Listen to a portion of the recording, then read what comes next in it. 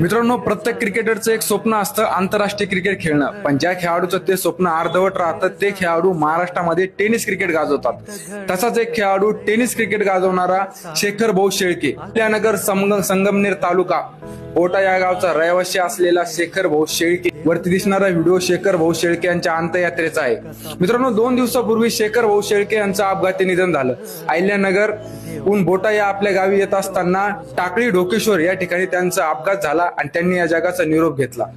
मित्रांनो, ज्या प्रकारे आंतरराष्ट्रीय क्रिकेटमध्ये विराट कोहलीला किंग म्हणलं जातं, त्याच प्रकारे टेनिस क्रिकेटमध्ये शेखर भाऊ शेळके यांना टेनिस क्रिकेटचा बादशाह आणि मिस्टर परफेक्शन म्हणून ओळखलं जात होतं। मैदानात नेहमी शांत, संयमी आणि चेहऱ्यावर हास्य असणारा हिरा आज या जगात नाही।